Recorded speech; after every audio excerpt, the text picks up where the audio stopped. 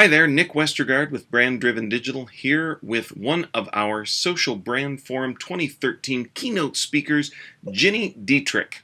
Now, because I've been spoiled by the Work Talk show and DJ's reading of the bio, I should probably do something similar here, which is to say that Gini is the founder and CEO of Arment Dietrich, a Chicago-based integrated marketing communications firm. She's also the founder of the professional development site for PR and marketing pros, SpinSucks Pro, and co-author of Marketing in the Round, and author of the soon-to-be-released, here in November, book of the same name as the blog and the pro and everything else, SpinSucks. And the first 100 to register, of which there are still slots left, get a free copy of that book when it comes out. Very exciting, and I was looking forward to having Gini on to talk about her excitement about coming to Iowa, and also to learn a little bit more about the book. I'm very excited to come to Iowa, and in fact, I've had two other requests. When people found out I was coming, I've had two other requests to speak at two other events. See, like, there you go. It's like this little tight-knit community that goes, oh, wait! It's the gravity of Iowa. I think it is, yeah. It's irresistible. Well, it is heaven, you know. It is. It's not heaven, it's Iowa. I believe that's, you think about that. That's the right quote. You're right. Exactly. And you think about it as such a positive thing, and it's like, no, it's not. I mean, I suppose it could be maybe mistaken for is what they were going for, but with all the cornfields. Yeah. Well, you shared in another video that I'll probably also include in this post as well. The stories of some white-knuckled drives between Iowa and Chicago, of which I've had many, and I'm sure many of the conference attendees have as well.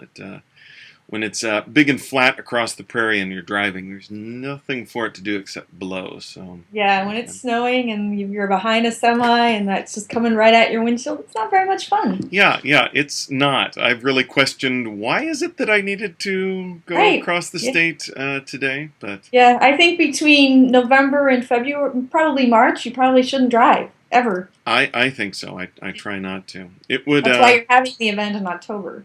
Yeah, I would say with being in October, we should be pretty safe. It would, but I'm sure if you look in some farmer's almanac, there was some terrible Iowa blizzard in October once. But on the 25th of October. Exactly. I'm just going to stay away from the farmer's almanac. I don't want to tempt fate. So tell us a bit about the book. Again, I know it has the same name as your great blog, but tell folks, I mean, maybe some background too on kind of the, obviously with having the same name as the blog, probably a similar focus, so maybe a segue from kind of your blog's focus to the book that you are just wrapping up right now.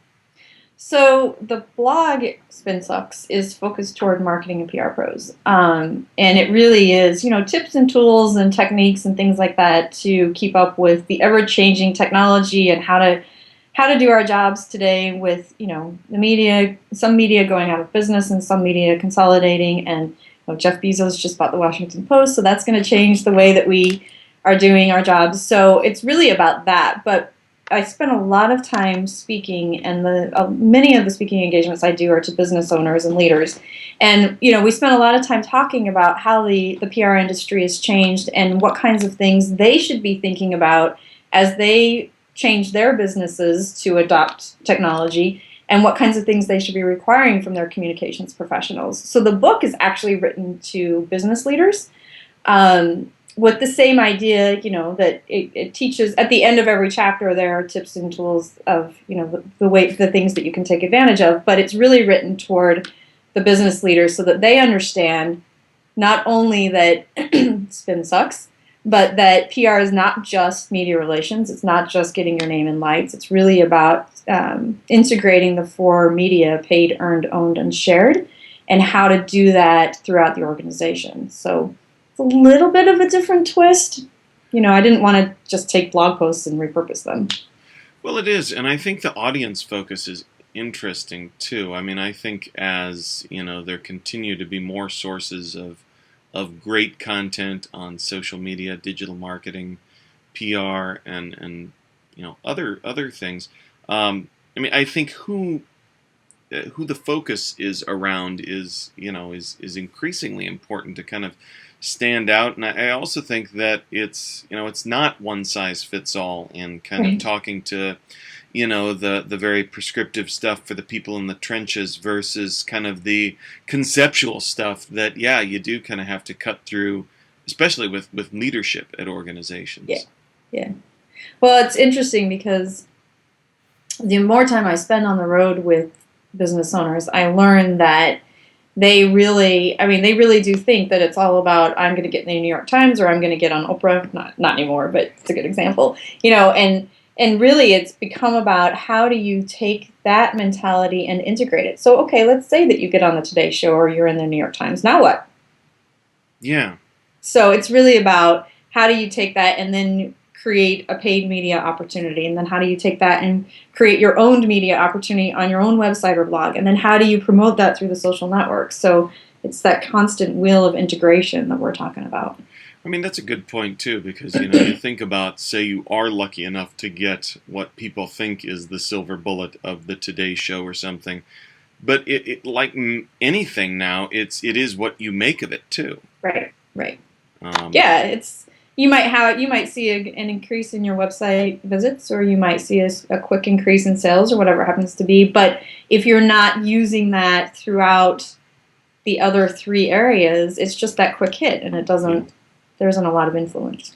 Well, and I think too. I think that gets back to you talk about these major trends. I think speaking to the business leaders is really important as well, because these are the people planning budgets, leading organizations, and it's hard for someone in the trenches unless they're, at a rare exceptional organization and have that kind of empowerment.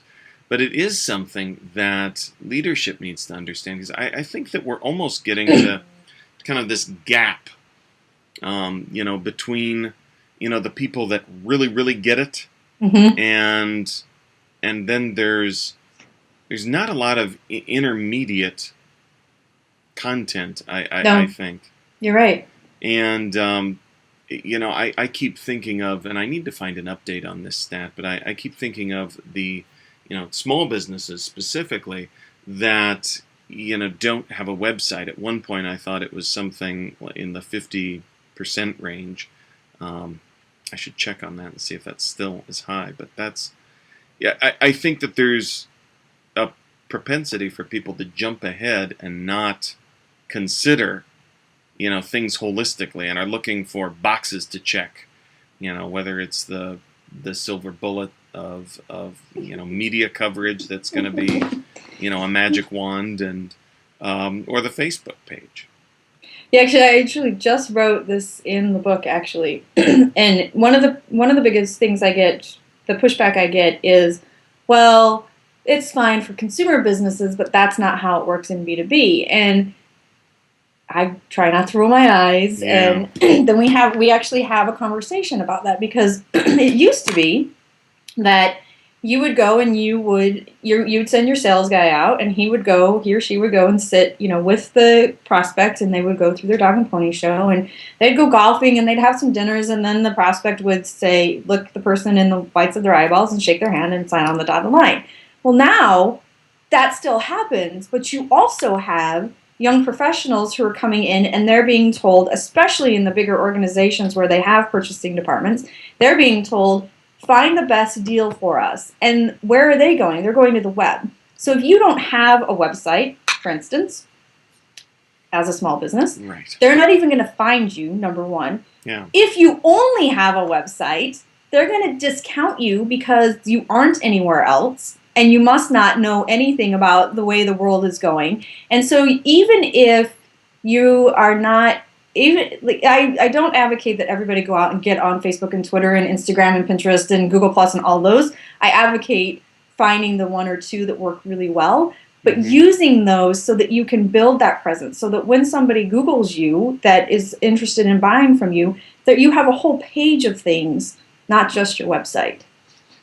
Well, it's interesting that you talked too about the non-eye rolling exercise of the B2B versus B2C, and I also think you can see that with big businesses versus small businesses. And as a speaker, you always hear feedback that I would have liked more examples of whatever you had one less of than everything else. Or an author, you hear, boy, there just wasn't enough small business in that, and you're like, Well, but I do think, Jay Bear did a good job of kind of addressing that too, especially like the big versus the small, talking about if a big brand like an Amazon does something, it is probably, working to redefine everything else across the web. So the big stuff matters. But I also think the B2C and the B2B, I just did a post about, thinking of strategies as recipes. And if it is something that someone is, seeing success with on the B2C side and you're a B2B business, I don't think you necessarily need to say, oh, that won't work. Right. And there's kind of a lot of kind of Eeyore, woe is me, I can't do that. You do that voice very much. I do. I promise I'm not a secret Eeyore. But, well, yeah, I totally agree with you. And one of the things that I say is, why? Watch what the big brands are doing and the consumer businesses are doing, because they're paving the way for you. So they're trying stuff, and you can see whether or not it'll work, and then you can mimic it. So from that perspective, you're right. Some people are just yours. You're right. Well, I think it's easy. It becomes an obstacle that you kind of stand up to yourself of, oh, that's why I can't do that, because I can't find the perfect book, the perfect conference, the perfect workshop that is 100% aligned with my type of business, for my size, for someone that's exactly where I'm at. But yeah, you're right. But it's definitely tricky in putting together a presentation, or I can't even imagine with a book. So you are wrapping up. I am. The book here as we speak. Almost finished. The editor that I have is so good, but so hard that I feel like the book will be entirely rewritten by the time it's all said and done. Yeah. It's I would imagine that ultimately a tough editor would be a good thing. But oh my gosh, I think it's fantastic. It's funny. He said, I love working with you because most authors have really big egos, and they're like, I'm not changing that. And you're like, oh, this is fantastic. I didn't even think about that. So I think it'll be a better book because of it. But it's hard work. I can imagine. No, well, and again, I'm sure in like the short term of, getting back edits that are going to impact and make the final product better are great. But I'm sure initially it's like, oh. Yeah. On top of everything else, you're like, oh. Okay. No, that is interesting. So, do you have an idea then on the focus of your talk then at the Social Brand Forum? Presumably, probably around some of the book. Kind of put you on the spot. Presumably, yes. I haven't gotten that far yet. Right. It will probably contain Spin Sucks in the title. I think it will contain Spin Sucks in the title. Probably something like that, yeah. Right. But you are, I believe, we're putting the agenda together, but you are also kind of a crossover of the work talk world of how work gets done. You're a morning person, which is something I don't always understand, being a bit more of a night owl, and you have claimed the opening spot on day 2. I put my stake in the ground. I know, and I always feel bad. I probably think that everyone is like me, and I think that would be a spot you wouldn't like. But I think that will be a great way to start day 2. Well, I'm looking forward to it because I can speak, and then I can just hang out and watch everybody else. I don't have to worry about being up on stage anymore. It'll be finished. It'll be great. That's my secret reason for, at least if not first, going early, because then you can kind of be a participant in the rest of the event and talk. And your thing's done. You can kick back. Done. I don't have to worry about it. I can drink if I want. No, no, that should be a lot of fun. So I would say as we wrap up a bit, social brand forum, your talk day 2, but Day people 2. should come for day 1, obviously, as well.